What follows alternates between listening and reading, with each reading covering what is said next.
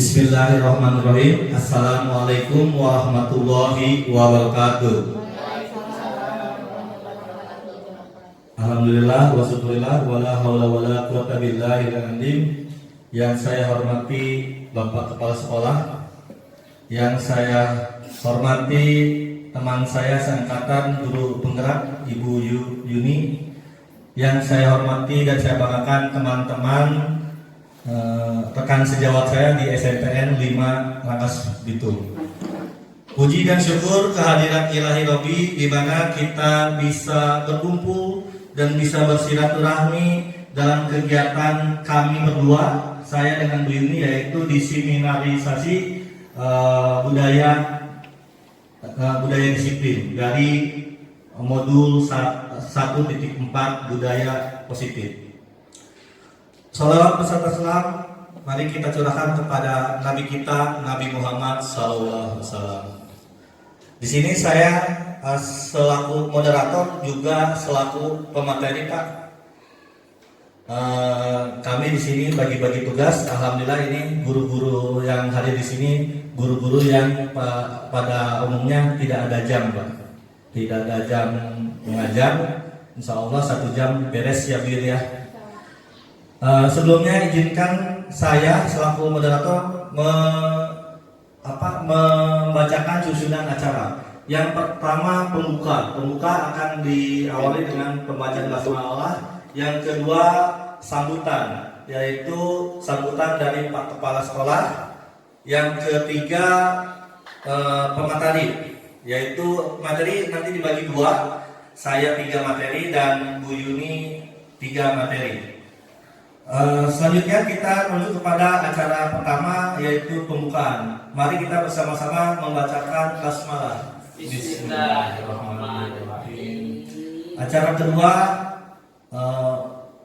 dimohon kepada Bapak untuk memberikan sambutan kepada kami, khususnya saya dengan Ibu Yuni yang akan melakukan diseminasi budaya positif ini, Pak. Waktu dan tempat dipersilakan, Pak. Bismillahirrahmanirrahim. Assalamualaikum warahmatullahi wabarakatuh. Bismillah, alhamdulillah, wassalatu wassalamu ala rasulillah Sayyidina Muhammadin wa ala alihi wa wala. Rabbi sholli sabbi yasir amri wa hlul 'uqdatam min lisani yafqahu qawli. Yang saya hormati Bapak Ibu guru penggerak, teman saya Bapak Iik dan Ibu Yunita, tapi bukan Ibu Yunita Ababil. Mudah-mudahan pada hari ini Ik dan Ibu Yunita selalu diberikan kesehatan oleh Allah SWT. Yang saya hormati teman-teman guru semua yang alhamdulillah pada hari ini hadir atas berkat rekomendasi dari kepala sekolah, itu Bapak dan Ibu pilihan saya. Dan yang pada hari ini saya memberikan rekomendasi dan dispensasi dengan Ibu Bapak TU. Jadi pada hari ini harus mengikuti kegiatan ini. Mudah-mudahan Bapak dan Ibu, kemudian Bapak pemateri, Bapak tutor nanti memberikan materi-materi, dan mudah-mudahan materi tersebut ada guna dan manfaatnya buat kita bersama. Bapak Ibu sekalian, pertama marilah kita panjatkan puji dan syukur kepada Allah SWT. Karena hari ini hari yang sangat bersejarah kalau menurut saya, menurut kami, menurut SMP kita, menurut SMP 5 Rangkas Bitung ini, karena ada bagian dari Bapak Ibu guru, Bapak Ibu TU. Kemudian tak lupa saya ucapkan terima kasih kepada Bapak Mas Rifan, Bapak Rifan Hujan, yang alhamdulillah beliau pada hari ini juga ikut hadir, ikut beraktivitas.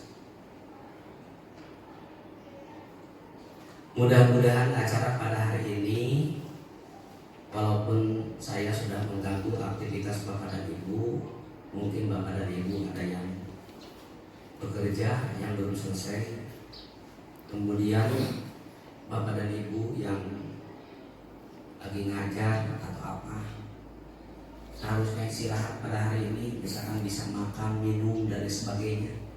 Saya selaku pengelola SMP N5 Rangkas Bitung mohon maaf yang sebesar-besarnya sudah mengganggu aktivitas Bapak dan Ibu. Ini tiada lain untuk mendukung teman-teman kita dalam rangka pengembasan dari Bapak Ibu guru sebagai guru penggerak. Saya ucapkan terima kasih kepada Bapak Ibu guru penggerak. Sukses dan selalu bersemangat untuk menjalankannya. Shalawat serta salam semoga tercurahkan kepada junjungan kita Nabi besar Muhammad Sallallahu Alaihi Wasallam. Bapak dan Ibu yang saya hormati semuanya, pada hari ini saya tidak banyak yang ingin saya sampaikan, hanya acara yang sangat bersejarah ini saya berterima kasih karena teman-teman saya, Pak Ii, Ibu Yuni dan Ibu Lili selalu berkoordinasi dengan pimpinan, selalu berkomunikasi dengan pimpinan. Apapun yang ada, kegiatan sekecil apapun, mereka beliau-beliau itu selalu berkoordinasi dengan kepala sekolah. Jadi di sini ada istilah wawasan Ganda Mandala, saling menghormati dan saling menghargai di antara kita. Mudah-mudahan Bapak dan Ibu semuanya yang belum menjadi guru penggerak saya dukung. Saya dukung, saya dorong. Kemudian bisa bertanya kepada Bapak dan Ibu guru sebagai guru penggerak di sini, di Serin. Juga beliau menjalankan guru penggerak, dan guru penggerak ini aturan pemerintah ya dari Bapak Menteri, kemudian dirilis oleh Dinas Pendidikan Kabupaten Lebak, dan kabupaten kita, Kabupaten Lebak, sekaligus dari mulai kepala daerah, kepala dinas juga mendukung untuk agar supaya Kabupaten Lebak ini memenuhi kuota sebagai guru penggerak. Ya, jadi jangan sampai, sebetulnya SMP Negeri 5 Rangkas Bitung ini paling banyak guru penggeraknya, sama dengan SMP Negeri 1 Cipanas. Di Kabupaten Lebak ini hanya 2 sekolah Bapak dan Ibu, yaitu SMP 5 Rangkas Bitung dan SMP 1 Cipanas. Yang guru penggeraknya ada 3 yang alhamdulillah. Ya kalau Bapak Ibu guru tahu SMP yang lain itu ada yang tidak ada 0 artinya. Kemudian ada 1, 2, 1, 2, 1, 2. Tapi kebanyakan tidak ada. Kita harus bersyukur dan saya mengucapkan terima kasih kepada Bapak dan Ibu semuanya yang sebagai guru penggerak, kemudian yang lainnya juga mudah-mudahan ke depan bisa menjadi guru penggerak. Dan ini tentu saja di dalamnya sebagai kita guru penggerak adalah banyak ilmu yang kita pelajari, banyak ilmu yang kita gali di sana, yang asalnya kita tidak tahu menjadi tahu. Yang kedua, saya mau ucapkan terima kasih dan sekaligus mohon maaf. Terima kasih kepada semuanya yang pada hari ini hadir, dan ini mungkin bahan laporan buat Bapak dan Ibu penggerak. Kemudian Bapak dan Ibu juga mendapatkan ilmu, mudah-mudahan pada hari ini dapat rezeki dari Allah SWT. Kemudian mohon maaf tadi saya ucapkan karena mungkin sudah mengganggu aktivitas Bapak dan Ibu. Ya. Kemudian saya hanya mempunyai harapan dari kepala sekolah, semoga keluarga besar SMP Negeri 5 Rangkas Bitung selamat, sehat, tetap semangat untuk menjalankan yang mungkin banyak rintangan, mungkin banyak gangguan, mungkin banyak cobaan. Sekaligus untuk menutup acara ini, kita berdoa kepada Allah SWT bahwa Bapak kita, Bapak Dr. Wawan Suwandi, MPD, beliau sudah meninggalkan kita lebih dulu. Terharu, itu satu kampung dengan saya di Cianjur. Sangat cepat sekali. Kalau memang kita bisa bertanya dan meminta kepada Allah, kenapa Bapak kita itu dibengut sama Yang Rahayu itu kok cepat sekali? Kami masih membutuhkan di Kabupaten Lebak sosok-sosok beliau. sosok Bapak Wawan, Bapak Kadis kita yang umurnya relatif muda, kelahiran 65, beda 2 tahun, beda 1 tahun dengan Ibu Sri. Bapak Wawan itu karirnya luar biasa, meresap.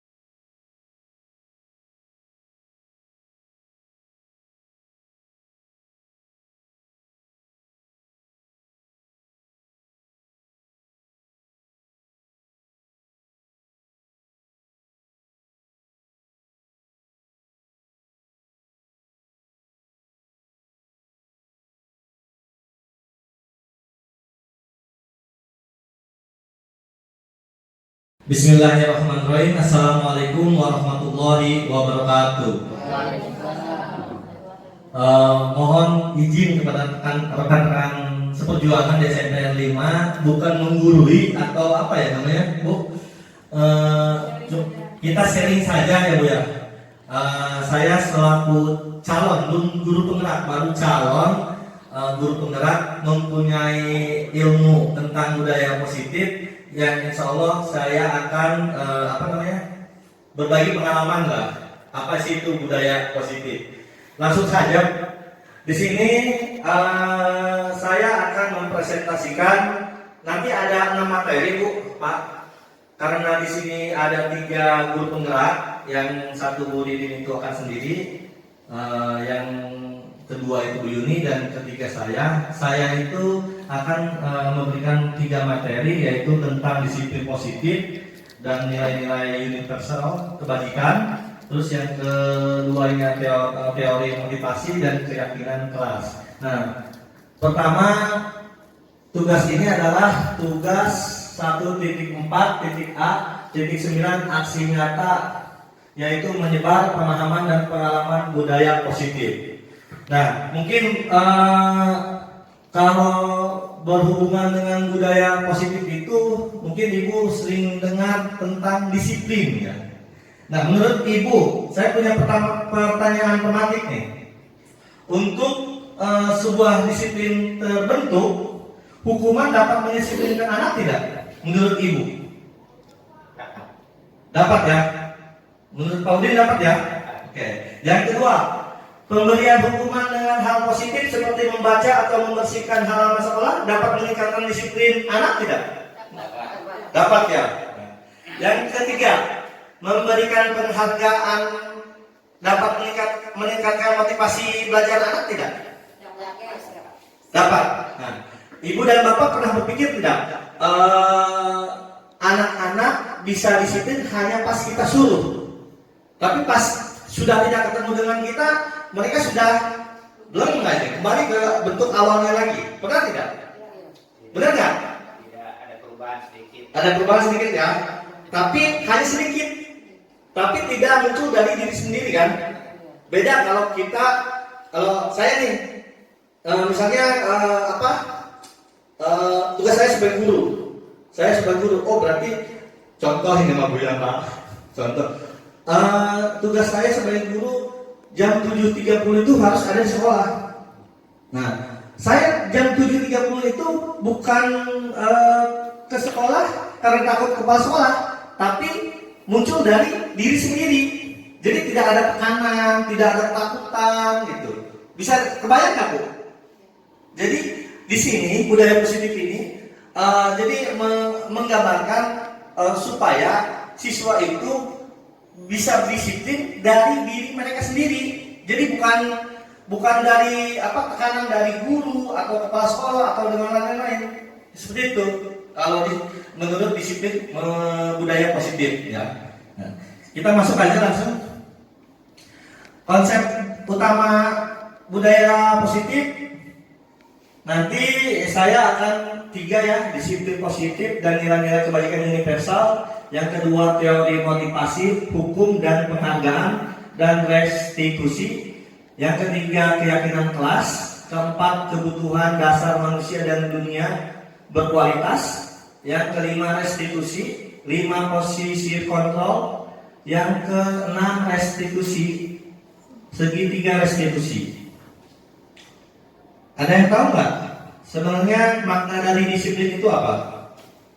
Makna dari disiplin itu berasal dari bahasa Latin, yaitu disciplina, yang artinya belajar. Ya. Makna asal dari kata ini berkonotasi dengan disiplin diri dari murid-murid Socrates dan Plato. Disiplin diri membuat orang menggali potensinya menuju sebuah tujuan apa yang dia hargai. Nah, tadi saya sudah jelaskan. Jadi yang diharapkan itu siswa itu dalam disiplin itu muncul dari hatinya. Jadi tidak tertekan, tidak. Saya yakin ibu dan bapak pengalamannya lebih luas dari saya, ya. Misalnya ada anak yang terlambat, kita hukum.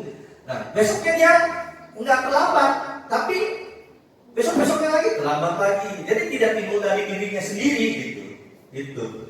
Terus selanjutnya, namun dalam budaya kita, makna kata disiplin telah berubah menjadi sesuatu yang dilakukan seseorang pada orang lain untuk mendapatkan kepatuhan. Kecenderungan umum adalah menghubungkan kata disiplin dengan ketidaknyamanan, bukan dengan apa yang kita hargai atau pencapaian suatu tujuan mulia. Nah, intinya mah kembali kepada diri anak itu sendiri. Jadi bagaimana supaya anak itu bisa disiplin itu muncul dari dirinya sendiri. Jadi disiplin positif itu merupakan pendekatan mendidik anak untuk melakukan kontrol diri dan pembentukan kepercayaan diri. Disiplin berbeda sama sekali dengan hukuman, meskipun disiplin sering diterapkan dengan menggunakan teknik hukuman. Nah, saya ada sebuah ilustrasi Bu ya. Misalnya ada 2 kepala tangan. Yang kepala tangan pertama adalah milik si A, yang kepala tangan kedua milik si B. Nah, kepala yang tangan A ini menuliskan memegang suatu benda yang berharga. Nah, yang kepala tangan yang satu itu ingin supaya kepala ini terbuka. Nah, bagaimana si kepala B ini ingin membuka? Dengan ancaman, dengan dengan merayu dan lain-lain. Tapi kalau sampai kapanpun kalau yang kepala A itu nggak mau, dia nggak bakal terbuka. Nah, itu ilustrasi juga kepada anak. Jadi kita itu seperti kepala yang A ini, kepala A ini. Jadi memaksa anak supaya kebuka sedikit, tapi dia tutup lagi. Seperti itu mungkin ya ilustrasinya. Selanjutnya, ini yang kedua, nilai-nilai kebajikan universal. Nilai-nilai kebajikan adalah sifat-sifat positif manusia yang merupakan tujuan mulia yang ingin dicapai setiap individu. Nilai-nilai tersebut bersifat universal dan lintas bahasa, suku bahasa, agama maupun latar belakang. Setiap perilaku perbuatan memiliki suatu tujuan. Dengan menaikkan nilai-nilai kebajikan yang diyakini seseorang, maka motivasi intrinsiknya akan terbangun, sehingga menggerakkan motivasi dari dalam untuk mencapai tujuan mulia yang diinginkan. Nilai-nilai kebajikan yang ingin dicapai oleh setiap anak Indonesia kita kenal dengan profil pelajar Pancasila. Yang pertama, beriman bertakwa kepada Tuhan Yang Maha Esa, berakhlak mulia, mandiri, bernalar kritis, kebhinneka tunggal dan bergotong royong dan kreatif.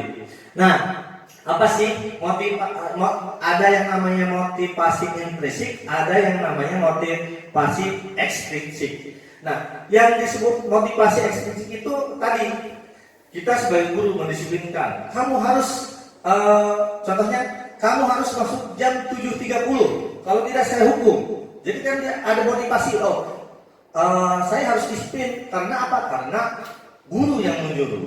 Berbeda dengan motivasi intrinsik. Kalau motivasi intrinsik itu muncul dari diri sendiri. Jadi nanti ada pemahaman bahwa saya itu di sekolah harus hadir jam 7.30 itu kenapa?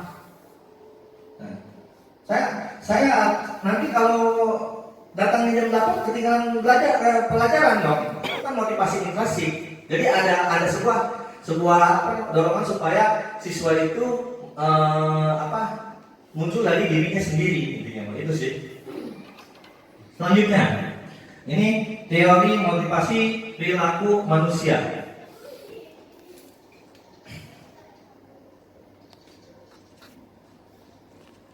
Yang pertama, untuk menghindari ketidaknyamanan atau hukuman. Apa yang akan terjadi apabila saya tidak melakukannya? Ini motivasi eksternal.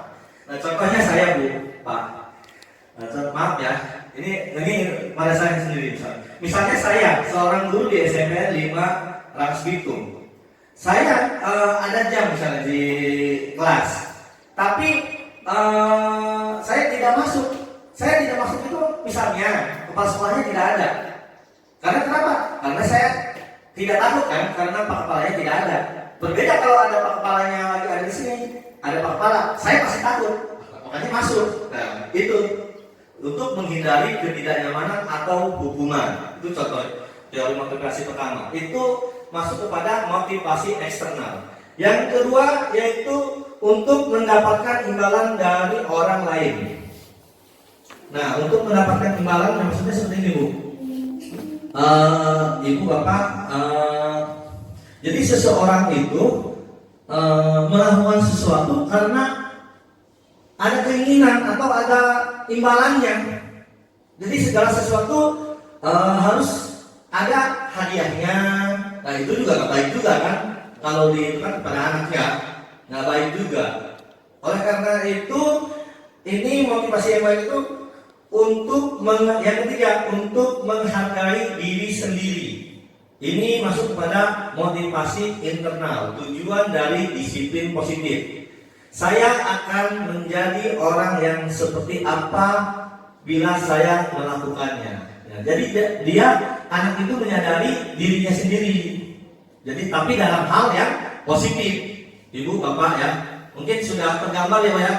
Jadi sekarang itu sebenarnya benar. Jadi hukuman ke anak itu push up atau apa itu nantinya tidak melekat kalau seperti itu. Yang kita butuhkan kan melekat ya. Jadi apa yang anak pelajari sekarang dipakai sampai anak tersebut meninggal. Mungkin itu ya. Selanjutnya hukuman. Nah, ini ada hukuman, ada konsekuensi dan restitusi. Apa sih hukuman? Hukuman bersifat tidak berencana atau tiba-tiba. anak atau murid tidak tahu apa yang akan terjadi dan tidak dilibatkan. Hukuman bersifat satu arah dari pihak guru yang memberikan dan murid hanya menerima suatu hukuman tanpa melalui suatu kesepakatan atau pengarahan dari pihak guru baik sebelum ataupun sesudah. Hukuman yang diberikan bisa berupa fisik maupun psikis murid atau anak disakiti oleh suatu perbuatan atau kata-kata. Nah, ini contohnya saya nih, hukuman. Ada anak yang melanggar, saya cubit, itu hukuman, Bu. Jadi hukuman secara tiba-tiba gitu. Tidak apa ya? Tidak terencana. Jadi kita melihat anak melanggar peraturan sekolah, kita cubit. Nah, mungkin kadang-kadang itu juga terjadi kepada saya, bukan mungkin ya, emang ada lah seperti itu. Dan saya yakin ibu dan bapak juga bisa pernah mengalami seperti itu ya. Yang selanjutnya konsekuensi. Konsekuensi sementara disiplin dalam bentuk konsekuensi sudah terencana atau sudah disepakati, sudah dibahas dan setujui oleh murid dan guru. Umumnya bentuk-bentuk konsekuensi dibuat oleh pihak guru dan murid sudah mengetahui sebelum konsekuensi yang akan diterima bila ada pelanggaran. Nah, ini kalau ini mah mungkin Ibu Wiwi lebih paham nih konsekuensi. Jadi sekolah sudah memberikan peraturan, sudah ada peraturan nih, misalnya anak tidak memakai topi, jadi harus apa konsekuensinya. Nah, terus apa lagi ya? Jadi sudah tercatat oleh sekolah. Nah, itu konsekuensi. Yang selanjutnya restitusi. Apa sih restitusi? Restitusi adalah proses menciptakan kondisi bagi murid untuk memperbaiki kesalahan mereka, sehingga mereka bisa kembali pada kelompok mereka dengan karakter yang lebih kuat. Restitusi juga merupakan proses kolaboratif yang mengajak murid untuk mencari solusi untuk masalah mereka dan membantu murid berpikir tentang orang seperti apa yang mereka ingin menjadi tujuan mulia dan bagaimana mereka harus memperlakukan orang lain. Nah, restitusi ini maksudnya apa ya? Jadi kesepakatan yang dibuat oleh anak sendiri. Jadi anak itu pengennya seperti apa. Nah, sesuai dengan filosofi Ki Hajar Dewantara, guru hanya menuntun keinginan siswa. Nah, kita itu memfasilitasi, disitulah ya Ibu Bapak. Nah, ini perbedaan hukuman dan konsekuensi. Hukuman sesuatu yang menyakitkan harus terjadi, kalau konsekuensi sesuatu harus terjadi. Membuat anak sakit fisik maupun hati untuk jangka waktu lama. Kalau konsekuensi membuat anak merasa tidak nyaman dalam jangka waktu pendek. Hukuman anak membenci kedisiplinan, konsekuensi anak menghargai disiplin. Hukuman paksaan, stimulus tanggapan, mendorong anak menyakiti diri sendiri, mendorong anak agar mudah menyesuaikan diri. Nah, mungkin bisa dibaca Bu ya, nanti di-share aja.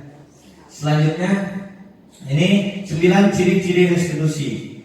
Yang pertama, untuk menebus kesalahan, namun untuk belajar dari kesalahan.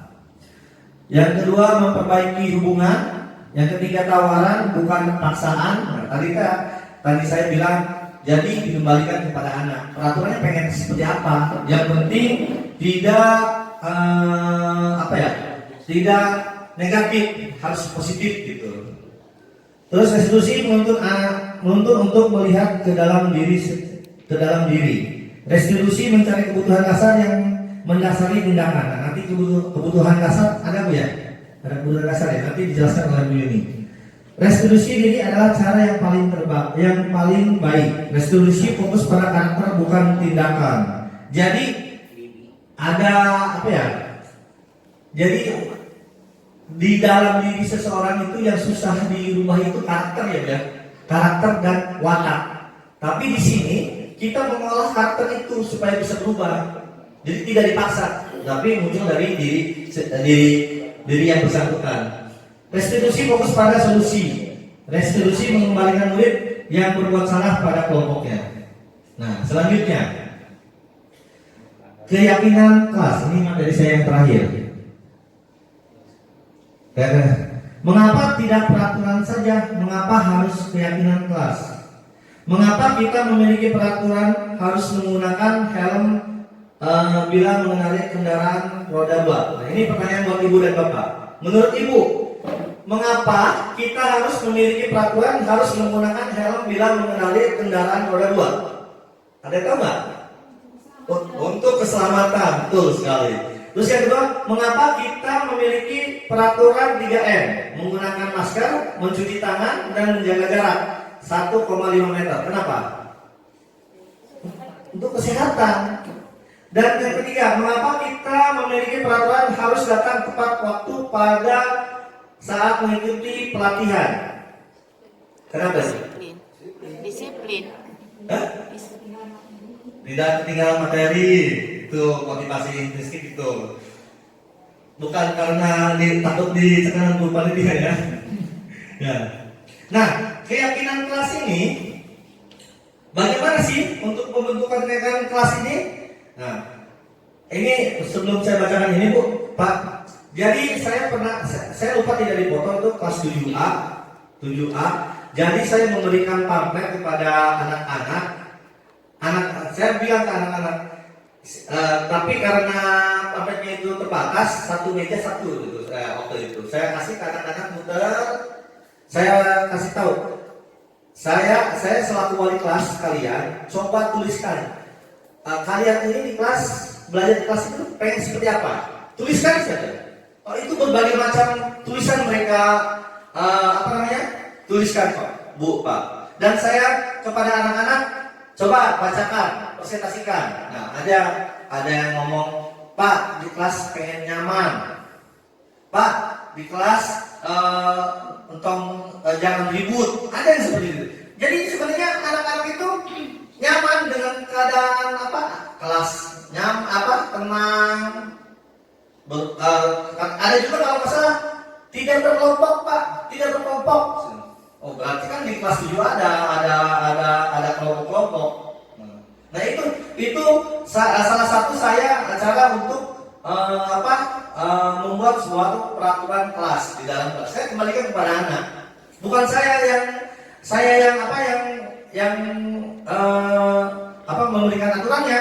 Contohnya saya sebagai wali kelas, kalian buka sepatu saat masuk kelas, tidak. Tapi mereka sendiri yang menginginkan. Bukan dari saya. Mereka sendiri. Nah, di sini bagaimana pembentukan keyakinan sekolah atau kelas? Keyakinan kelas bersifat lebih abstrak daripada peraturan yang lebih rinci dan lebih konkret. Keyakinan kelas berupa pernyataan universal. Pernyataan keyakinan kelas senantiasa dibuat dalam bentuk positif. Keyakinan kelas hendaklah tidak terlalu banyak sehingga mudah diingat dan dipahami oleh semua warga kelas. Keyakinan kelas sebaiknya sesuatu yang dapat diterapkan di lingkungan tersebut. Semua warga kelas hendaknya ikut berkontribusi dalam pembuatan keyakinan kelas lewat kegiatan curah pendapat. Bersedia meninjau kembali keyakinan kelas dari waktu ke waktu. Nah, jadi seperti itu Bu, keyakinan kelas. Saya sudah memperhatikan kepada siswa. Jadi peraturannya itu dibuat oleh mereka, dilakukan oleh mereka juga. Jadi mereka juga bisa saling mengingatkan. Itu munculnya dari mereka sendiri, siswa 7A. Itu banyak sekali. Ada juga Pak bawa HP di sekolah, ada seperti itu. Misalnya Pak di sekolah kalau bisa kemarin itu apa sih namanya? Bukan HP apa ya? Kalau bisa banyak lah, saya lupa itu. Banyak sekali. Jadi nanti mereka sendiri yang akan disiplin sendiri karena timbulnya dari diri sendiri. Nah, mungkin dari saya hanya segitu dari materi budaya positif. Nanti akan dilanjutkan oleh Bu Yuni. Terima kasih. Wabillahi taufiq wal hidayah. Assalamualaikum warahmatullahi wabarakatuh. Pemaparan kedua yang akan disampaikan oleh Ibu Yunita Asih. Maka Ibu, waktu dan tempat dipersilakan.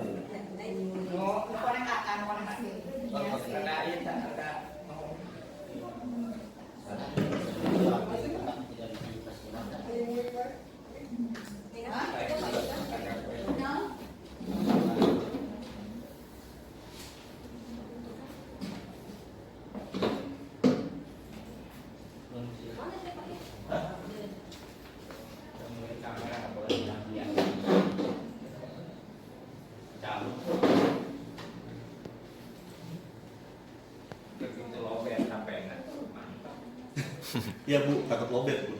Iya, Belum mulai nggak? ya. Assalamualaikum warahmatullahi wabarakatuh. Waalaikumsalam. Baiklah, terima kasih untuk semuanya ya, untuk bapak-bapak, untuk ibu-ibu yang telah menyisikan waktunya untuk pertemuan hari ini. Kebetulan kami sebagai CGP Angkatan 6 memiliki tugas untuk pengibasan kepada rekan-rekan semua. Jadi semoga ini sebagai sharing aja ya, bukan berarti saya lebih dari bapak atau ibu ya. Ini sharing apa yang sudah kita dapat di pendidikan CGP, semoga nanti akan menularkan kepada bapak-bapak atau ibu sekalian. Baik, terima kasih, saya mulai saja. Yang pertama yaitu yang keempat, saya melanjutkan tentang dari Pak I ya. Tadi saya sampaikan 3 komponen, sekarang saya yang keempat yaitu kebutuhan dasar manusia dan dunia berkualitas. Nah, di sini ya, sebenarnya kita ini sebagai manusia memiliki kebutuhan dasar. Jadi ketika kebutuhan dasar tersebut tidak terpenuhi, maka akan ada apa itu biasanya? Akan ada responnya, ya kan? Jadi kebutuhan dasar itu adalah yang pertama adalah kasih sayang, ya. Kemudian yang kedua adalah kesenangan. Yang ketiga yaitu kebebasan, tempat penguasaan, dan yang kelima adalah bertahan hidup. Ya. Jadi ketika kita menemui masalah terhadap anak-anak didik kita di kelas, ya. Jadi kita jangan langsung menjudge anaknya nakal gitu, jangan ya. Jadi kita lihat dulu dari kebutuhan dasar mereka. Sudah terpenuhi belum kebutuhan dasar mereka? Ya, contohnya misalkan kasih sayangnya, ya, atau kesenangannya, atau kebebasannya, atau penguasaan atau bertahan hidupnya yang mungkin belum terpenuhi oleh anak-anak tersebut. Contohnya misalkan begini ya. Contohnya misalkan saya mempunyai anak di kelas ya, dia yang sukanya nggak bisa diam gitu, ya, yang gerak sana gerak sini gitu. Nah itu kan biasa kita menjudge mereka, ini anaknya bandung gitu ya, nggak mau diam gitu ya. Terus kita marah-marahin ya nggak? Kita marah-marahin, akhirnya anaknya juga akhirnya bukannya berubah, ya, malah justru ya nggak ada perubahan bagi mereka. Nah sebaiknya apa yang kita tangani ya untuk masalah anak tersebut, kita carilah dulu ya kebutuhan dasar anak tersebut apa yang belum terpenuhi. Misalkan kita tanya dia, mungkin dia kurang kasih sayang dari orang tuanya, atau mungkin juga dia iseng-iseng itu karena kesenangan aja. Gurunya mungkin bosan ya kali ya ngajarnya gitu-gitu aja ya, atau cuma nerangin aja. Akhirnya kan menimbulkan apa? Menimbulkan kebosanan. Jadi anak ini butuh kesenangan sebenarnya. Nah, jadi setelah kita mengetahui kebutuhan dasar anak tersebut sudah terpenuhi atau belum, maka kita bisa mengambil tindakan selanjutnya untuk memperbaiki anak tersebut supaya kedepannya tidak seperti ini lagi. Jadi Bapak Ibu ya, paham nggak sampai sini? Paham. Atau juga ada juga nih ketika anak itu diam gitu, nggak mau mengikuti pelajaran, ngantuk gitu kan ya. Dia apa anak itu males gitu? Belum tentu juga, ya. Mungkin kalau ketika kita tanya ternyata anak itu belum sarapan, ya nggak? Lalu apa kebutuhan apa yang belum terpenuhi pada saat anak itu kelaparan? Kebutuhan bertahan hidup, ya kan? Dia butuh makan, butuh minum. Jadi pada saat dia kurang makan, kurang minum, pasti akan ada reaksi di kelas, ya kan? Jadi ada reaksi, dia mungkin iseng atau mungkin juga dia diam aja tanpa reaksi, ya, ngantuk, mojok duduknya. Nah itu adalah bagian dari mungkin kebutuhan dasar mereka yang belum terpenuhi, seperti itu. Baik ya, Bapak Ibu, terima kasih. Untuk selanjutnya eksplorasi.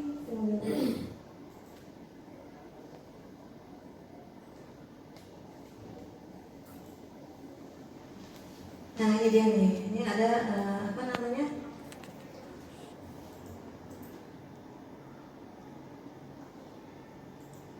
Ini nggak bisa dibesar apa ini? Baik. Nggak bisa dibesar ini. Download dulu.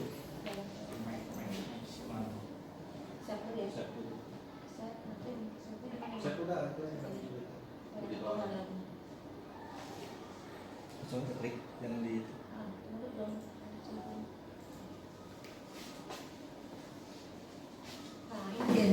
ya. Seluruh tindakan manusia memiliki tujuan. Jadi semua tindakan manusia ini memiliki tujuan. Semua yang kita lakukan adalah usaha terbaik kita untuk mendapatkan apa yang kita inginkan. Jadi segala yang kita lakukan adalah suatu tujuan kita untuk mendapatkan hal yang kita inginkan. Ya. Nah, ketika kita mendapatkan apa yang kita inginkan, sebetulnya saat itu kita sedang memenuhi satu atau lebih dari satu kebutuhan. Jadi bisa juga kita dalam satu hal ya memenuhi kelima kebutuhan tersebut. Atau mungkin juga ada salah satu yang tidak terpenuhi, maka timbul reaksi-reaksi seperti itu. Berikut lagi, ketika seorang murid melakukan suatu perbuatan yang bertentangan dengan nilai-nilai kebajikan atau melanggar peraturan, hal itu sebenarnya dikarenakan mereka gagal memenuhi kebutuhan dasar mereka. Jadi ketika mereka tidak terpenuhi kebutuhan dasar mereka, maka ini akan menjadi suatu halangan untuk mencapai tujuan dia. Untuk lebih jelas lagi, mari kita lihat satu persatu 5 kebutuhan dasar ini. Yang pertama adalah kebutuhan bertahan hidup. Nah, di sini bersifat fisiologis, ya. Untuk bertahan hidup, misalnya kesehatan. Kalau sakit pasti dia nggak bisa juga konsentrasi di kelas, ya. Jadi diperhatikan hal itu. Mungkin juga dari rumahnya yang kebanjiran, ya nggak? Atau juga yang rumahnya kebakaran, bisa fokus nggak di kelas mereka ngajar? Tidak bisa fokus. Kenapa? Karena tadi kebutuhan dia tidak terpenuhi. Kemudian juga dari segi makanan, ya tadi sudah dibahas juga ya seperti itu. Oke, berikutnya lagi untuk kasih sayang. Nah, di sini kurang kasih sayang. Siapa yang kurang kasih sayang? Baik cukup Pak kasih sayangnya. Lebih. Oh, Pak Denny kurang kasih sayang. Mungkin Pak Denny nanti akan timbul reaksi nih. Jadi harus ada coaching nih Pak. Iya, akan di coaching nanti sama Pak Yin ya. Jadi gini, jadi kalau ada anak ya yang kurang kasih sayang, dia akan respon juga, ya. Dia mungkin cari perhatian temannya, senggol-senggol temannya, colak-colek temannya. Nah ini kenapa? Karena mungkin kasih sayang dari orang tuanya atau butuh perhatian dari gurunya, ya kan? Nah ini harus dipenuhi. Kalau nggak terpenuhi ya dia akan seperti itu. Nah jadi inilah, jadi kita bisa berkomunikasi dengan orang tuanya. Ya bagaimana nih supaya anak ini terpenuhi kebutuhan dasarnya, ya, sehingga nanti kedepannya dia pasti lebih baik lagi. Seperti itu. Berikutnya lagi yaitu penguasaan. Ini penguasaan atau kebutuhan pengakuan atau kemampuan. Ya nggak, kita pernah nggak sih merasa kalau kita di lingkungan kita tuh merasa dicuekin, ya nggak dianggap keberadaannya, pernah nggak gitu? Sama. Kalau kita tidak mau seperti itu, ya mungkin jangan gituin orang, ya kan? Jadi anak juga sama Bu, Bapak ya. Jadi mereka tuh punya perasaan yang sama. Ketika dia nggak dianggap dengan teman-temannya, dia akan merasa membutuhkan hal itu, ya nggak? Dia akan mencari-cari kemana-mana. Nah hal inilah yang harus kita penuhi. Jadi kita anak tersebut adalah butuh pengakuan dari teman-temannya, butuh pengakuan dari orang tuanya, dari guru-gurunya. Nah inilah yang akan nanti membantu karakter anak tersebut juga di kelas. Ya. Ketika dia sudah terpenuhi, maka insya Allah akan baik-baik saja anak tersebut. Seperti itu. Ya. Berikutnya lagi yaitu kebebasan. Kebebasan nih. Jadi kita memiliki kebutuhan bebas juga. Gak mungkin kalau kita kemana-mana kita dipantau, ya kan? Kita dikekang dengan peraturan-peraturan. Nah, ini kan jadi kita tidak leluasa. Nah, di sini jadi kita ada anak ya yang memang dia tidak terpenuhi kebutuhan kebebasannya. Ya, mungkin dari orang tuanya yang terlalu mengekang atau terlalu banyak peraturan yang harus dia taati, ya. Jadi ya seperti itu, dia mencari kebebasan ketika dia ada di luar. Ya, kemudian lagi ada kesenangan di sini. Kesenangan, kebutuhan ingin merasa senang.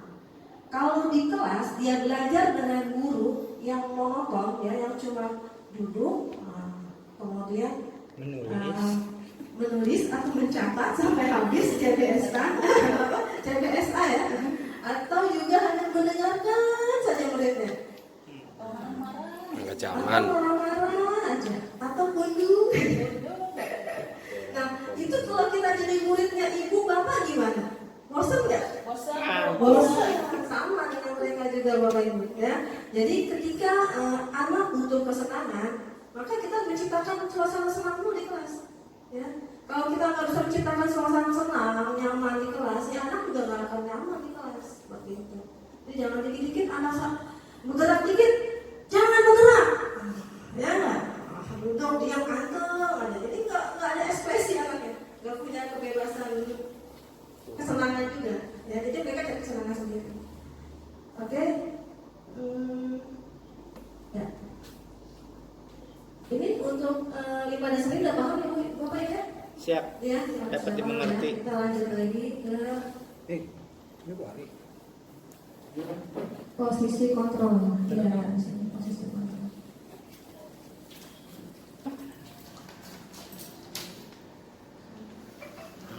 Rokok.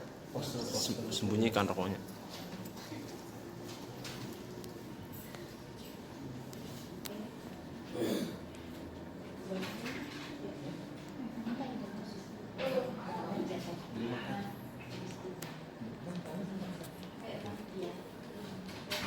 Aku mah gak usah, aku udah makan. Bilang ya. Ya, ini ya. Di sini kita mengenal 5 posisi kontrol. Ya, kita sebagai seorang guru. Ya, kelima posisi kontrol itu adalah kita sebagai yang pertama sebagai penghukum, sebagai penghukum. Yang kedua yaitu sebagai pembuat orang merasa bersalah. Yang ketiga kita sebagai teman pada anak kita. Ya. Dan yang keempat adalah sebagai pemantau. Yang kelima adalah sebagai manajer. Ya. Nah ini pasti pernah Bapak Ibu lakukan di kelas. Ya, pernah nggak Bapak Ibu sebagai penghukum di kelas? Pernah nggak? Sering ya. Anak mengerjakan tugas hukumannya 10 kali keliling lapangan. Serius. Push up. Nanti pelajaran berikutnya lagi dia kerjain tugas lagi 5 keliling lagi. Jadi nanti bisa fisik yang ini ya, yang iya. Jadi gitu ya Pak ya, Bapak Ibu ya. Jadi kita 5 posisi kontrol ini yang terbaik adalah kita sebagai manajer. Ya, jangan kita kita menjadi seorang penghukum kepada anak. Ya, karena dengan menghukum juga belum tentu anak itu disiplin. Ya, dihukum tapi tanpa ada aturan yang jelas, ya, kemudian ada pemantauan, ada kontrol, itu juga percuma, ya, nggak akan terbentuk karakter budaya positifnya. Kemudian ada juga ya guru itu sebagai pembuat orang merasa bersalah. Jadi ketika anak tersebut melakukan suatu kesalahan, ya, gurunya ini dia dengan suara menunjukkan bahwa orang tersebut bersalah. Contohnya gitu kan, seharusnya kamu seperti ini ya, ibu kecewa sekali. Itu berarti menunjukkan si guru ini membuat orang merasa bersalah. Jadi kalimat ini sendiri juga belum bisa membentuk karakter anak. Ya. Nah, yang lebih baik dari yang penghukum, membuat orang bermasalah adalah sebagai teman. Dia lebih baik dari yang kedua tadi. Ya. Sebagai teman ya kita sebagai teman, tapi juga jangan kebablasan. Ya, saking dengan teman, ya kayak teman banget, jadi nggak ada batasan antara guru dengan muridnya. Nah itu juga akan kacau juga nanti jadinya. Ya, jadi seimbang lah. Ya. Nah yang lebih baik dari tingkatan di atasnya adalah sebagai pemantau. Jadi kita sebagai pemantau. Ketika kita sudah melontarkan suatu aturan, suatu tata tertib di sekolah, maka kita wajib sebagai pemantaunya. Ya, ketika anak melakukan suatu kesalahan, kita wajib sebagai menegurnya. Ya, jangan aturan dibuat, tapi kita sebagai pembuat aturan pun cuek. Ketika anak-anak melakukan kesalahan seperti baju keluar, ya, kemudian apa lagi, rambut gondrong, ya, datang telat. Nah ini kan kalau kita cuek, ya, kita bukan sebagai posisi pemantau di situ, ya, nggak akan terbentuk karakter positif gitu. Nah, maka inilah dibutuhkan kerjasama, ya, kerjasama bukan 1-2 guru aja, tapi seluruh pemangku sekolah, ya. Ketika kita sudah bersatu energi, satu tujuan, ya, kita ketika ada aturan yang dilontarkan dari sekolah, maka kita wajiblah untuk sebagai pemantau, sebagai sebagai supaya untuk menegakkan aturan tersebut gitu, ya. Kalau nggak ada pemantau, bisa nggak sih tegak peraturan? Nah, kayak di jalan raya lah, ya, kalau ada pelanggaran polisi biasanya gimana itu, ya? Nah, sasit ya. Nah, tapi kalau ketika ada pemantau di situ, ya, nah mungkin di situ akan ada ketertiban, ya, akan timbul tertib, ya, disiplin seperti itu, ya. Nah, yang bagusnya, yang paling idealnya kita ada sebagai manajer, ya, kita sebagai manajer, yaitu kita di sini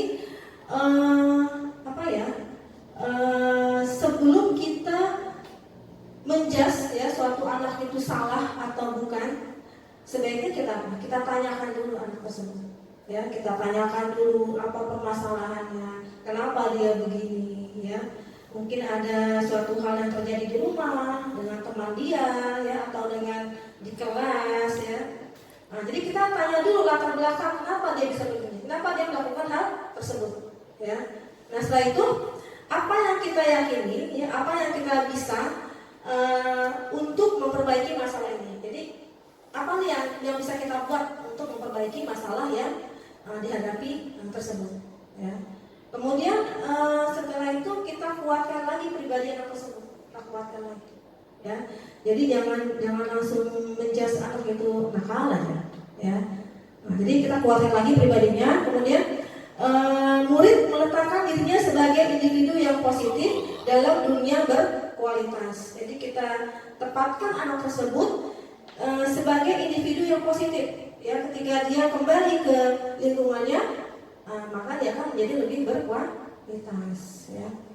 Kemudian bagaimana caranya saya bisa memperbaiki keadaan? Nah, kita tanyakan lagi kepada anak tersebut, ya, ketika seperti ini bagaimana kita bisa memperbaiki keadaan dengan cara yang diputuskan oleh anak tersebut. Kita hanya membimbing aja, jadi bukan dari kita, ya. Jadi anak tersebut kita bantu untuk memecahkan masalahnya. Kemudian itu kita mengevaluasi diri, bagaimana cara memperbaiki dirinya. Kita evaluasi diri kita, ya, diri muridnya, ya. Apa nih yang bisa kita perbaiki ke depan, ya? Apa yang harus kita lakukan ke depan? Jadi itu timbul dari akan timbul dari dalam motivasi dalam diri siswa tersebut untuk berubah, bukan dari gurunya, seperti itu. Ya, baik, ya. Oke, baiklah, ya. Berikutnya lagi.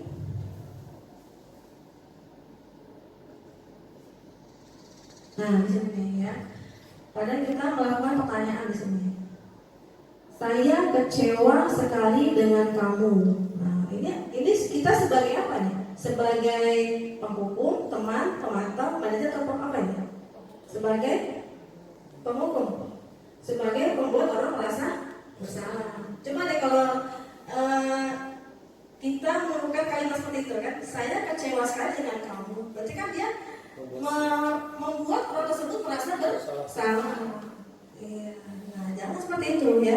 Kemudian ada lagi nih, kamu tidak pernah benar melakukannya, langsung dihukum, gitu kan, langsung dijudge, seperti itu nggak boleh juga, ya. Kemudian ayolah lakukan demi ibu dan bapak, ayolah lakukan demi ibu dan bapak. Seperti apa itu? Seperti teman, ya, seperti teman. Kemudian, apakah kamu mau mendapatkan stiker bintang kali ini? Ya, itu sebagai pemantau. Iya, kan dia dengan memberikan stiker dia dipantau kan. Seperti itu ya. Kemudian bagaimana kamu bisa menyelesaikan masalah ini? Dan ditanyakanlah. Nah, itu kita sebagai manajer yang bagus ya. Kembalikan ke anak tersebut ya. Bagaimana menangani masalah ini? Biar anak tersebut mencari dulu, kita bantu untuk mencari solusinya. Bukan kita yang mencarikan solusi ya, tapi kita bantu anak tersebut mencarikan solusinya sendiri.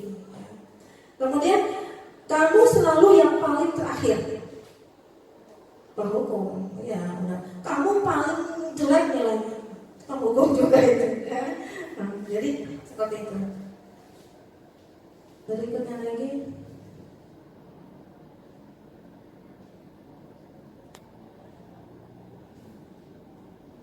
Ya, di sini apa ini? Bergerak antara peraturan, pemantau, konsekuensi atau hadiah akan menimbulkan nilai-nilai manajer memperbaikinya. Jadi dengan adanya peraturan, pemantau, konsekuensi maka akan memberikan nilai-nilai kita sebagai seorang manajer yang baik sama dikasih.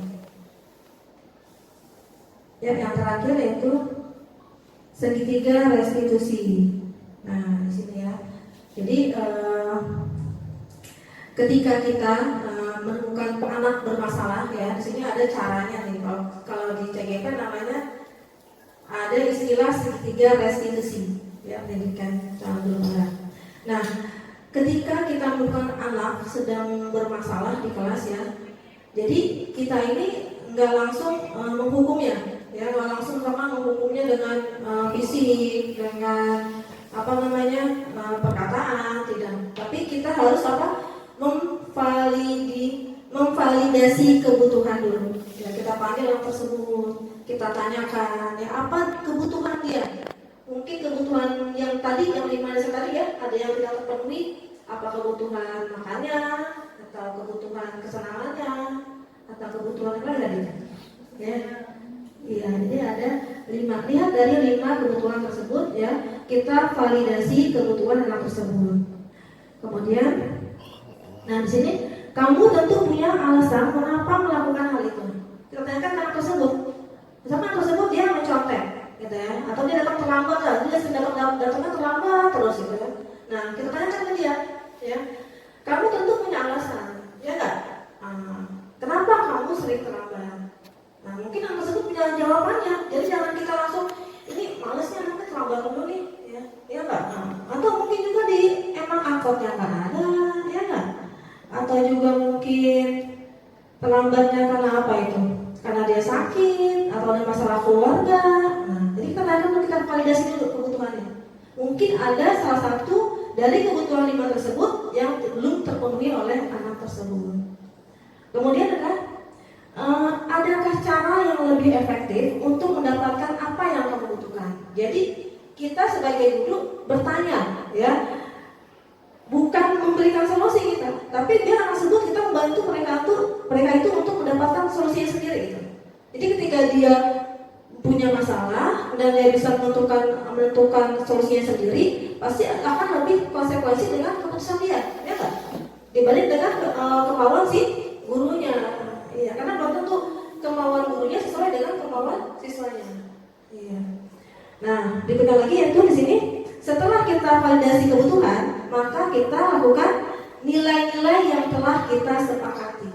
Nah, sebaiknya ya Bapak Ibu guru ya, sebelum kita belajar ya, di awal-awal itu kita buat keyakinan kelas dulu, ya. Seperti tadi kata Pak Iik ya, di kelasnya bagus itu ya, udah dibuat keyakinan baik ya, dan itu dilontarkan ke anak-anak. Jadi anak-anak ini mau seperti apa agar kelasnya nyaman buat dia belajar.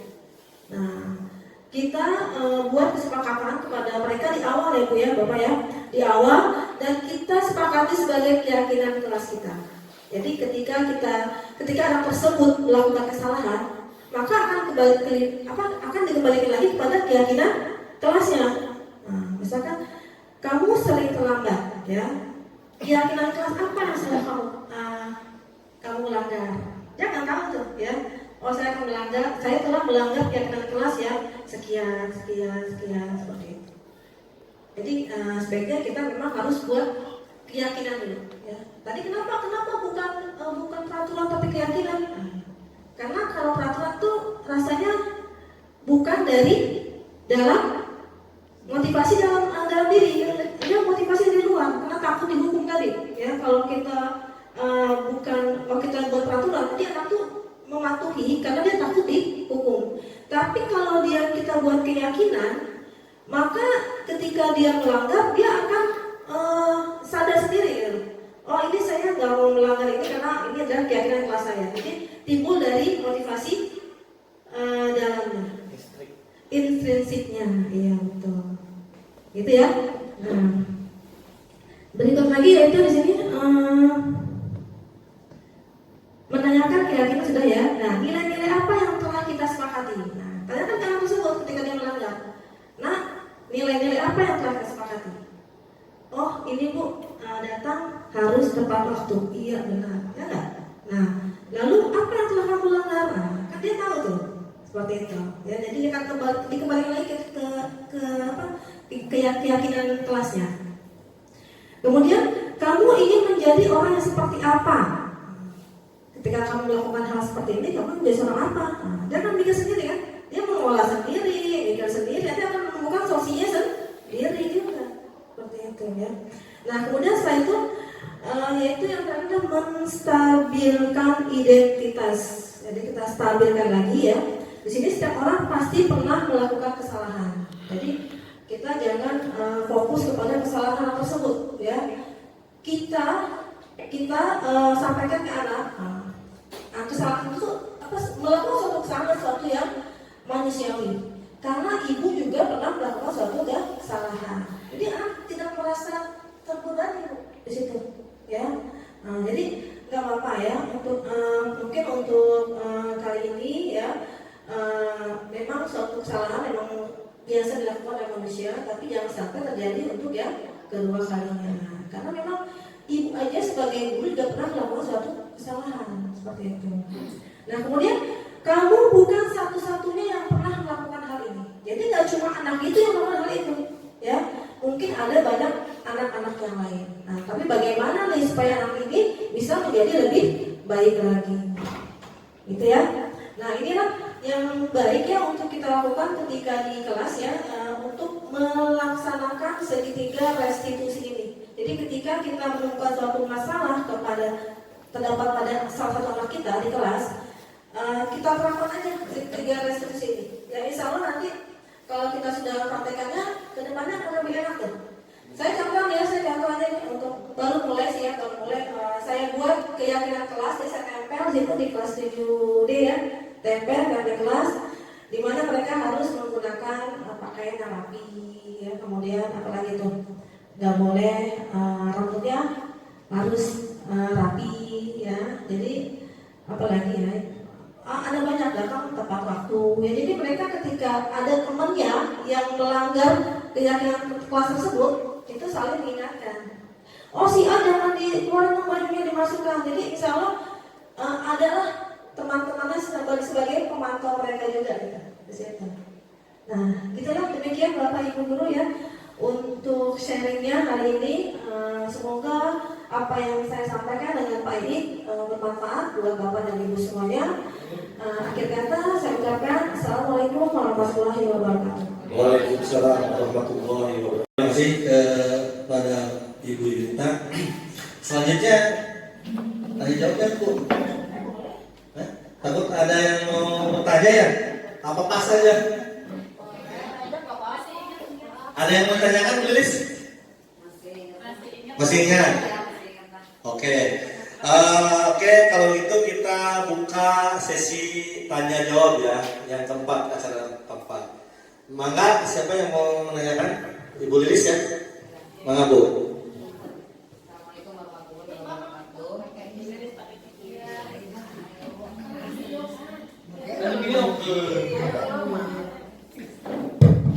Terus. Bangun, jangan. Udah Bu, udah bangun itu. Bukan kebaya merah kan? Bukan ini ya. Assalamualaikum warahmatullahi wabarakatuh. Waalaikumsalam warahmatullahi wabarakatuh. Dari berbagai macam paparan tadi ya, terutama Pak Ii, mungkin ada hubungannya juga dengan Bu Yunita. Saya ingin menanyakan, sebetulnya banyak pertanyaannya, cuma mungkin dari teman-teman juga banyak. Begini,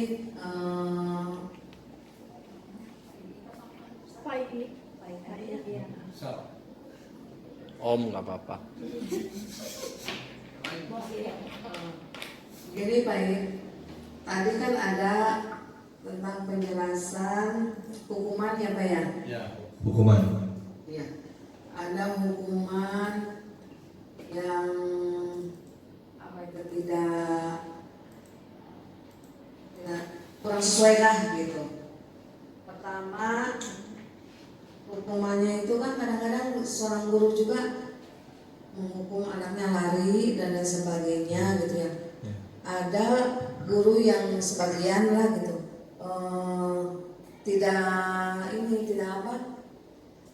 tidak setuju gitu dengan hukuman seperti itu. Bagaimana caranya supaya kita bisa kompak lah dengan guru-guru yang lain itu. Itu satu. Kadang-kadang di lapangan itu kan banyak pengasahan-pengasahannya Pak ya. Yang keduanya itu ide yang di dalam kelas itu Pak. Kesepakatan kelas. Kesepakatan kelas. Kan Bapak itu menanyakan ke anak-anak Bang, berarti kan ke semuanya anak-anaknya. Kadang-kadang kan tidak semuanya anak itu kan punya ide yang sama gitu kan. Ada anak yang saya senangnya keramaian, saya senangnya dengan musik, saya senangnya dengan sepi dan sebagainya. Bagaimana caranya itu supaya satu ide dengan semuanya itu antara anak-anak yang lain gitu kan, supaya kita bisa menentukan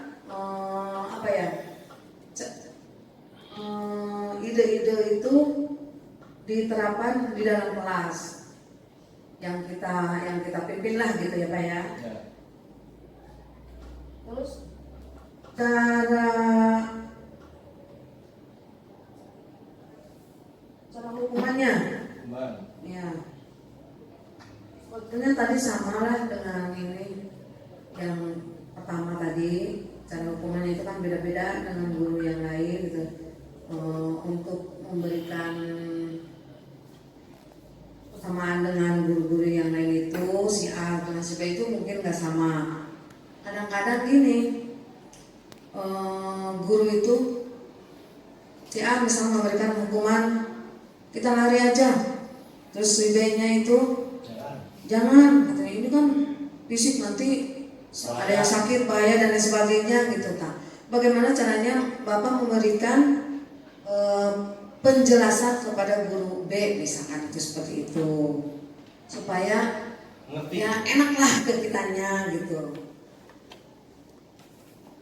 Terus tadi katanya menjas anak-anak itu ya Pak ya. Ada punten sekali kalau misalnya guru ada yang Sundur gitu kan. Tersentuh lah. Bukan tersentuh sih, tersundul aja gitu. Tersundul. Kadang-kadang begini, ada satu guru yang mengatakan, si itu mah, si A mah gitu ya, anak A mah gitu kan, dari dulunya seperti ini, dari kelas 1, kelas 2 misalkan. Ketika duduk di kelas 3 masih seperti itu, kurang disiplin lah gitu kan. Terus guru tersebut akhirnya yang menangani anak itu terbawa-bawa gitu, sehingga untuk mencarikan solusinya itu ya tidak ada. Misalnya seperti gini,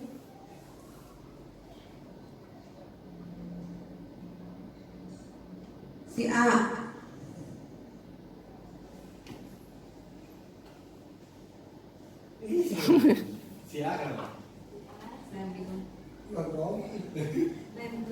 Bingung ngomongnya. bingung ngomongnya, Menyampaikannya ada di pikiran. pasti ada yang Tersundul. tersundul gitu. Itu nggak apa-apa, demi kebaikan. Punten kan sekali lagi ya. Ke saya kan Bapak. apa-apa. Bukan saya bersih, bukan. Kadang-kadang saya juga seperti itu. Ada anak si A, orangnya yang suka si Agus. Si Agus ini dari kelas 7 apa ya namanya itu suka main apa tepak bujur apa gitu culihin gitu tak. Terus kelas 2-nya sebetulnya enggak seperti itu gitu, tapi tetap aja si guru itu memberikan penilaian itu ke guru yang itu memberikan apa ya namanya penjelasan itu bahwa si anak itu seperti itu dari dulu juga gitu kan, akhirnya kita terbawa gitu sehingga anak itu Padahal sudah berubah gitu. Bagaimana caranya itu meyakinkan teman-teman guru tersebut gitu ya yang sudah di awal itu sudah mengenal anak si Agus itu gitu kan, seperti itu supaya ke kitanya itu ketika memberikan penjelasan itu dia itu tidak tersinggung gitu kan, merasa enak lah gitu dengan hatinya, seperti apa itu lah. Saya minta penjelasannya gitu dari Bapak. Assalamualaikum warahmatullahi wabarakatuh. Waalaikumsalam. Bu, ini nanti nomor 3 ya, tentang justice. Oke. Yang pertama, maksud Bu Lilis mungkin tentang hukuman ya. Hukuman misalnya kata Bu Lilis ini hukuman keliling, tapi ada guru yang ulang di keliling mah bahaya. Nah, oleh karena itu Bu, di sini saya menjelaskan ada yang namanya restitusi. Jadi Ibu juga tahu ya, sekarang hukuman apalagi berbentuk fisik. Kalau berbentuk fisik, anak sekarang dicubit aja, ada merah Bu, terus dipisul ke puskesmas, itu berbahaya Bu. Itu bisa dipermasalahkan di kepolisian. Oleh karena itu ada yang namanya di sini di dalam guru penggerak itu namanya restitusi. Jadi mencegah ya Bu Yulia sebenarnya, mencegah supaya anak itu disiplin gitu. Jadi menyentuh supaya anak itu menyadari bahwa melanggar peraturan-peraturan yang negatif itu tidak boleh, manfaatnya banyak negatifnya gitu. Jadi muncul dari diri sendiri. Jadi akhirnya nggak ada nantinya yang namanya hukuman kepada anak keliling lapangan. Itu emang butuh proses, butuh proses banget. Nah, yang saya jelaskan yang tadi itu contoh hukuman, konsekuensi. Tapi di guru penggerak ini menawarkan yang namanya solusi restitusi. Jadi supaya anak itu bisa disiplin dari motivasi implisitnya dari dirinya sendiri Bu. Jadi bukan dari motivasi ekstrinsi gitu. Kalau oleh guru kata saya, contohnya ada seorang siswa yang terlambat, kita hukum Bu, kita hukum. Besoknya pasti misalnya tidak terlambat masuk sekolah, kita hukum langsung kan hari itu. Besoknya dia pasti tepat waktu jam 7.30 pasti sudah ada di sekolah. Tapi setelah beberapa hari dia akan terlambat lagi. Nah, itu perbedaan antara motivasi intrinsik dan eksentrik. Kalau sedikit itu muncul dari dirinya sendiri gitu. Jadi punya tanggung jawab, saya itu harus di sekolah jam 7.30. Kalau saya datang jam 8, berarti saya ketinggalan pembelajaran, rugi dong kalau gitu. Nanti saya ketinggalan pelajaran. Itu seperti itu Bu. Jadi inti-inti dari yang saya jelaskan tentang hukuman, konsekuensi, tapi guru penggerak menawarkan yang namanya restitusi. Itu yang pertama. Yang kedua, supaya satu ide dalam kesepakatan kelas. Nah ini antara teman Bu ya, antara guru dengan guru. Sebenarnya Bu, sebenarnya kita sebagai guru sering berkomunikasi ya. Berkomunikasi, ngobrol tentang anak itu sebenarnya salah satu solusi bagaimana supaya permasalahan-permasalahan yang ada di kelas dengan anak bisa diselesaikan gitu. Kayak kemarin ya Bu Yui ya, kita kemarin ada orang tua siswa, tapi karena kita kompak, ada Pak Ripan, ada Bu Wiwi, saya saling membantu menjelaskan, akhirnya orang tuanya mengerti. Sebenarnya kekompakan kita Bu. Kadang-kadang emang gimana ya, kalau masalah satu ide itu sebenarnya kita satu ide ya, satu tujuan di sekolah ini. Pasti semua guru ingin memajukan SMPN 5 Rangkas Bitung. Tapi kan di tengah jalan kadang-kadang ada aja lah hal-hal yang maaf ya, selaku manusia mungkin manusia biasa ya, ada yang mungkin gimana gitu. Mungkin penjelasan saya seperti itu, Bu Lilis. Mau ditambahkan atau gimana? Mangga Bu Lilis, mau ditambahin? Mudah-mudahan tidak puas. Soalnya saya bukan alat pemuas.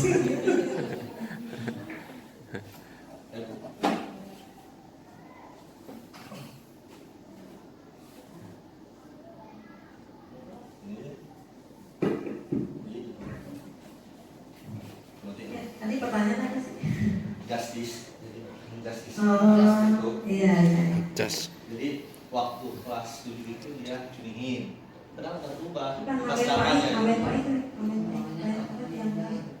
Ya supaya satu ide dalam kesepakatan dengan guru kan, bukan yang tadi restitusi bukan? restitusi. Tambahin ya untuk restitusinya. Jadi ini restitusi ini adalah suatu proses usaha kita sebagai guru nih, usaha kita menuntun anak-anak kita untuk menuntun anak-anak kita untuk menemukan solusi masalahnya gitu. Jadi ketika dia melakukan suatu kesalahan, jadi kita ini wajiblah menuntun dia untuk menemukan suatu menemukan suatu penyelesaiannya. Nah, kita hanya membantu saja. Jadi penyelesaiannya ya kita kembalikan ke anak tersebut. Jadi kita tanyakan apa masalahnya, nanti gimana nih ke depannya mau bagaimana. Jadi anak tuh menentukan sendiri sikapnya. Jadi bukan dari kita gurunya. Jadi kalau ketika anak itu mempunyai solusi sendiri, maka dia akan lebih semangat untuk membagi dirinya dibanding dengan gurunya kamu harus begini gitu kan, seperti itu.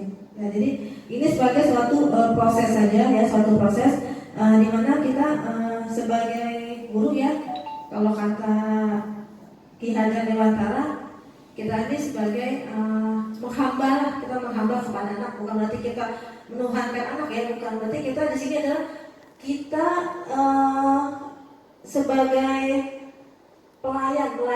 melayani anak dengan sepenuh hati kita gitu. Jadi untuk membimbing dia supaya dia memang bisa menjadi manusia yang merdeka ya, kemudian menjadi yang diterima oleh lingkungannya seperti itu.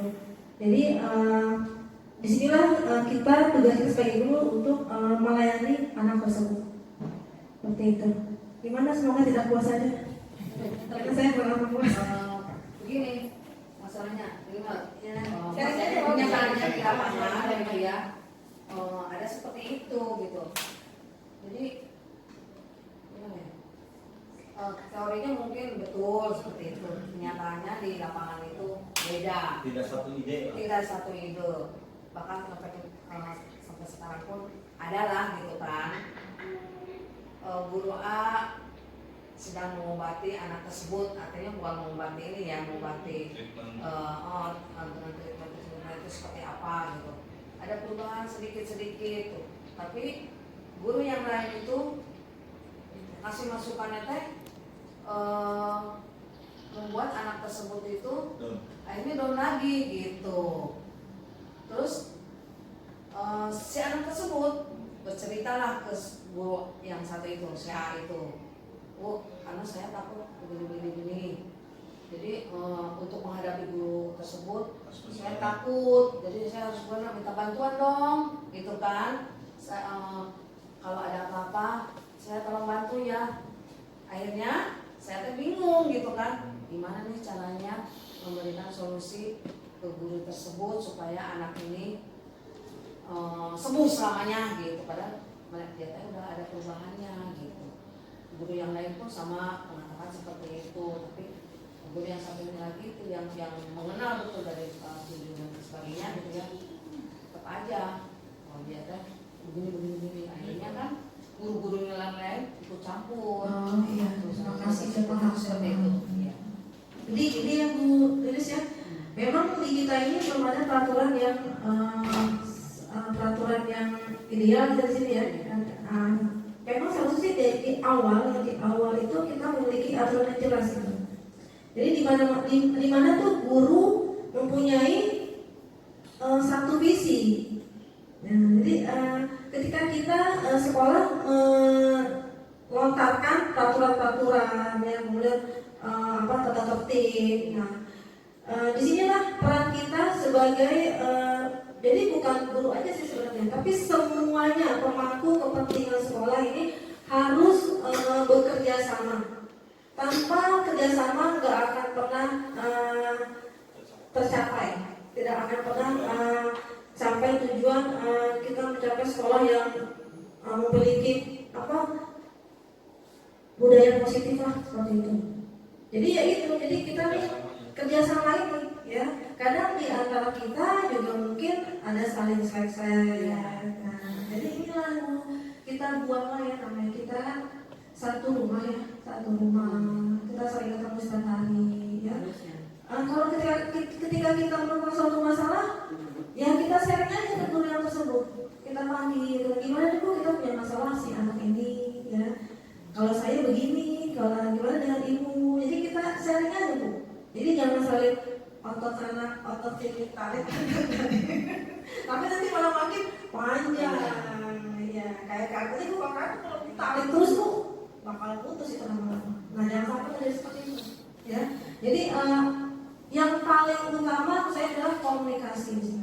Ya, kalau komunikasinya nggak ada, ya, ketika si A menggunakan metode ini, si B menggunakan metode ini, maka nggak akan ada ketemunya di situ tanpa ada komunikasi. Nah, itulah yang jadi kita wajib menjaga silaturahmi kita. Ya, jangan adalah namanya kita saudara itu ya di mana-mana ya. Mau yang mana yang suku apa semua kita semua saudara ya. Insya Allah kita akan kembali lagi, ketemu lagi di surganya Allah nanti. Jadi jangan kalau ketika ada seks dengan teman, kita utarakan aja, langsung jangan ke teman lagi Bu. Ya, kan ya lagi ada seks nih dengan saya dengan Pak Iin nih. Nanti seks saya sampaikan nih dengan ke Bu Lilis. Ya, mungkin dengan emosi kan, jadi bertambah-tambah kan saya kan ngomongnya kan. Karena saya sambil marah, sambil kesel lupain, sambil tambah-tambahin tuh, saya bumbu-bumbuin tuh. Nah, nanti sampai ke mana-mana. Nah, timbul nanti ada gap-gap Bu, Bapak Ibu, ya. Ada gap sono, ada gap sini. Nah, jadi gitu. Jadi kalau di sekolah saja gurunya bergap-gap, gimana dengan muridnya? Kasihan Bu, ya. Jadi kita mencoba untuk mencontohkan budaya yang positif, ya. Malah jadinya kurang bagus kan anak juga, ya. Jadi seperti itu. Jadi saya tekankan di sini adalah komunikasikan saja, ya, jaga komunikasi dengan baik dengan rekan-rekan, apalagi ya dengan rekan itu adalah rekan kerja lah, ya, jangan sampai ada suatu masalah di antara kita. Iya betul. Ya, terima kasih. Ada lagi? Udah kayaknya itu pertanyaan kedua dan ketiga sama ya, hampir sama sebenarnya. Jadi nggak boleh di video, oke. Pertanyaan keempat kita sharing aja ya nih. Untuk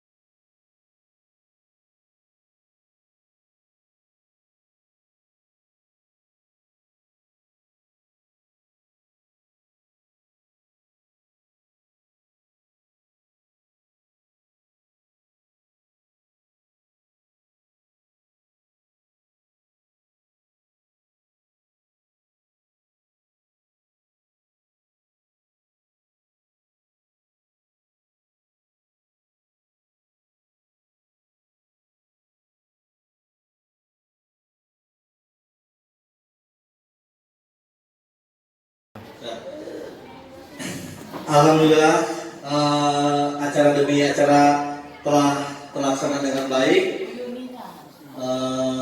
Terima kasih atas segala partisipasi Bapak dan Ibu Guru. Mohon maaf apabila ada kata-kata yang salah dan mohon maaf atas semua jamuannya. Wabillahi taufiq wal hidayah. Assalamualaikum warahmatullahi wabarakatuh. Ada makan maka walaupun padang.